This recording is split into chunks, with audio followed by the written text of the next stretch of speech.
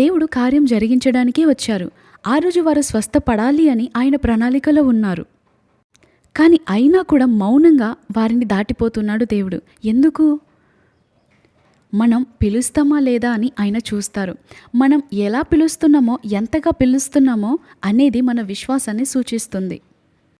అక్కడ లూకా సువార్తలో మనం చూసినట్లయితే, దావీదు కుమారుడా నన్ను దాటిపోకు అని కేకలు వేస్తున్నప్పుడు చుట్టూ ఉన్న మనుషులు చూసి ష్ ష్ అరవద్దు, బోధకుని డిస్టర్బ్ చేయొద్దు అంటూ అతన్ని అరవకుండా చేయాలని ప్రయత్నించారు. కానీ ఆ గుడ్డి భర్తలోమ ఏం చేశాడు?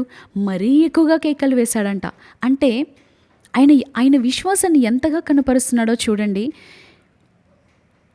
పక్కనున్న వారు ఆయన యొక్క ఆశీర్వాదానికి అడ్డుబండలుగా నిలబడుతున్నప్పుడు, పక్కనున్న వారు ఈయన ఎదుగుదలకు ఆటంకంగా ఉన్నప్పుడు వాటిని చూసి మౌనమైపోలేదు, వాటిని చూసి కృంగిపోలేదు. ఆయన దేవుని నుండి కార్యం పొందుకోవడానికి ఎంత డెస్పరేషన్గా ఉన్నాడో ఆయన తన కేకలో దేవునికి వివరిస్తున్నాడు, దేవునికి వినిపిస్తున్నాడు. వారు ఎంతగా అణచాలని చూశారో అంతకంతకు ఆయన గట్టిగా కేకలు వేశాడు. దేవుడు ఆగి అంతవరకు కేకలు వేశాడు. పక్కనున్న వారు ఎంత మౌనంగా ఉండమని చెప్పినా కూడా వారితో ఇలా అని ఉండవచ్చు, అయ్యా నీకేం తెలుసయ్యా నా జీవితం, నీకేం తెలుసయ్యా నా బ్రతుకు, నా అంధకార పరిస్థితి నీకేం తెలుసయ్యా, నువ్వు బాగానే చూస్తున్నావు, కానీ నా జీవితం నీకేం అర్థమవుతుంది, ఈ రోజు కాకపోతే నాకు వేరే రోజు లేదు, ఈ రోజు దేవుడు దాటిపోతే నాకు వేరే రోజు లేదు అంటూ బిగ్గరగా దేవుడు ఆగి అంతవరకు కేకలు వేస్తున్నాడు. ఈరోజు మీరు మీ సమస్యని బట్టి ఏడుస్తున్నారు కదా, దేవుడు అందులో కార్యం జరిగించే అంతవరకు మీరు మొరపెట్టగలరా? దేవుడు మీ జీవితంలో కలుగజేసుకునే అంతగా మీరు అరవగలరా? దేవుడు మీ జీవితంలో ఆగి కార్యం జరిగించే అంతగా మీరు కేకలు వేయగలరా? అది చూస్తున్న మీ చుట్టూ ఉన్న ప్రజలకి అది పిచ్చితనంగా, వెర్రితనంగా అనిపిస్తుండవచ్చు. కానీ నువ్వు విశ్వాసముతో ఆ మాటలను పలకగలవా? కార్యం జరగకముందే జరిగినట్లుగా నువ్వు గొప్పగా దేవుని స్తుతించగలవా? పక్కనున్న సమస్యలు ఎంత అణచాలని చూసినా, ఎంత అనగద్రొక్కాలి, కృంగదీయాలని చూసినా అంతకంతకు ఇంకా నువ్వు స్తుతించగలుగుతావా? దావీదు అంటున్నాడు, నేను ఇంకనూ ఆయనను స్తుతించేదను అంటున్నాడు. హబక్కుక్ అంటున్నాడు, ఏది ఎలా ఉన్నా నేను ఆయనని ఇంకా స్తుతిస్తాను, ఆయనలో నేను ఆనందిస్తాను అని అంటున్నాడు. ఈరోజు అదే మాట మీరు చెప్పగలుగుతారా? మీ అనారోగ్య పరిస్థితుల్లో, మీ అవకాశాలన్నీ మూయబడిన పరిస్థితుల్లో, మీ మూయబడిన ద్వారాల ఎదుట కూర్చొని మీరు చెప్పగలుగుతారా, ఇంకనూ నేను ఆయనను స్తుతిస్తాను, నా దేవుడు నా పట్ల గొప్ప ప్రణాళిక కలిగి ఉన్నాడు, నా దేవుడు నా కొరకు సమస్తం సమకూర్చి మేలు కలుగుటకై ఈ రీతిగా జరిగించుచున్నాడు, కాబట్టి నేను ఇంకనూ ఆయనను స్తుతిస్తాను అని నీవు చెప్పగలుగుతావా ధైర్యంగా? నీవు కేకలు వేస్తే దేవుడు ఆగుతాడు, నీవు స్తుతిస్తే దేవుడు నీ జీవితంలో కార్యం జరిగిస్తాడు. మరెందుకు ఆలస్యం?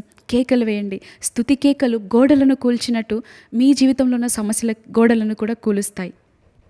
ఆయనకు తెలుసు, ఒక స్త్రీ వస్తుంది, ఆమె ఆ రోజు స్వస్థత పొందుకోవాలి, ఆమెకు ఆ స్వస్థత అవసరము అని ఆయనకి తెలుసు. కానీ ఎందుకు దాటిపోతున్నాడు?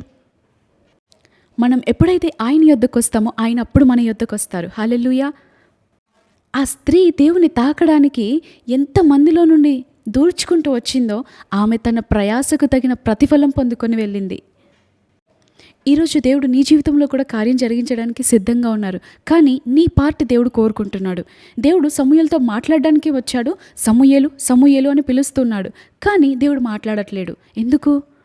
సమూయేలు నుండి రెస్పాండ్ రానంత వరకు దేవుడు అలా మౌనంగానే ఉన్నాడు. ఎన్నిసార్లు సమూయేలు సమూయేలు అన్నాడే తప్ప మ్యాటర్ ఏమి చెప్పట్లేదు.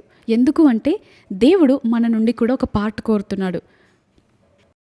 మనము చేయగలిగినది మనము చేసినప్పుడు ఆయన మనము చేయలేనిది ఆయన చేస్తారు. చూడండి, లాజర్ని తీసుకురావడం కష్టమా, ఆ యొక్క రాతిని తొలగించడం కష్టమా? లాజర్ని బయటకు తీసుకురావడమే కష్టం కదా. కానీ ఏమంటున్నాడు మనుషులతో? మీరు ఈ రాతిని తొలగించండి, నేను లాజర్ని బయటకు తీసుకొస్తా అంటున్నాడు. మనము చేయగలిగింది మనం చేస్తే దేవుడు అద్భుతాలను జరిగిస్తాడు. మీరు స్తుతి చేయగలుగుతారు కదా, మీరు ప్రార్థించగలుగుతారు కదా, మీరు వాక్యం ధ్యానించగలుగుతారు కదా, అవి చెయ్యండి. చప్పట్లు గట్టి కొట్టగలుగుతారు కదా, అవి చెయ్యండి. స్వరమెత్తి పాడగలుగుతారు కదా, అది చేయండి. మీరు ఏది చేయగలుగుతారో అది చేయండి. మీరు చేయలేనిది దేవుడు ఎప్పుడు మీ నుండి కోరుకోడు. దేవుడు మీ జీవితంలో కార్యం జరిగించడానికి సిద్ధంగా ఉన్నాడు. కానీ ఎందుకు పొందుకోలేకపోతున్నారు అంటే మీ పార్ట్ మీరు చేయట్లేదు. దేవుడు ఏలియాని పోషించడానికి ఆల్రెడీ సారెపతు ఊరిలో విధవరాల్ని సిద్ధపరిచి ఉంచాడు. కానీ దేవుడు ఎందుకు ముందే బయలుపరచలేదు? ఏలియా అడిగే అంతవరకు దేవుడు మౌనంగా ఉన్నాడు. అది ఇప్పుడు మన జీవితంలో జరుగుతుంది. దేవుడు ఆల్రెడీ మన కొరకు అనేక అద్భుతాలను సిద్ధపరిచి అలా రెడీగా ఉన్నారు. కానీ ఎప్పుడైతే మనం మొరపెడతామో, ఎప్పుడైతే స్తుతిస్తామో, ఎప్పుడైతే అడుగుతామో, అడుగుడి మీకు ఇవ్వబడును, వెతుకుడి దొరుకును, తట్టుడి తెరవబడును, అడుగు ప్రతి వానికి నిశ్చయముగా అనుగ్రహించబడును అంటున్నాడు దేవుడు. అడుగు ప్రతి వానికి ధారాళముగా ఇచ్చే దేవుడు ఆయన.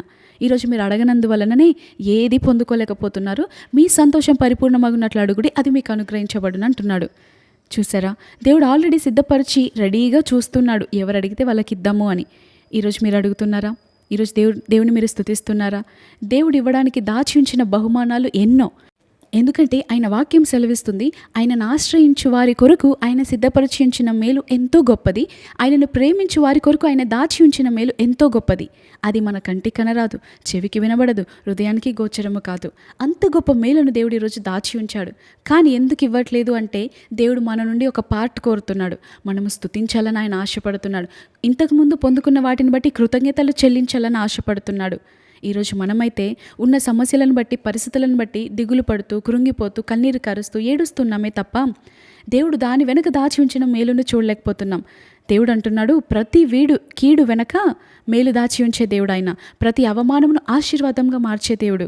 ఈరోజు కీడునే చూస్తూ అయ్యో అయ్యో అయ్యో అంటూ వాపోతున్నామే తప్ప దాని వెనుక దాచి ఉన్న మేలును మనం చూడలేకపోతున్నాం. ఎవరైతే ఆయనను స్తుతిస్తారో వారి జీవితంలో ఎదురయ్యే ప్రతి కీడు మేలుగా మార్చబడుతుంది. స్తుతించి దేవుడు సిద్ధపరిచిన వాటిని పొందుకుందాం. ఆమేన్.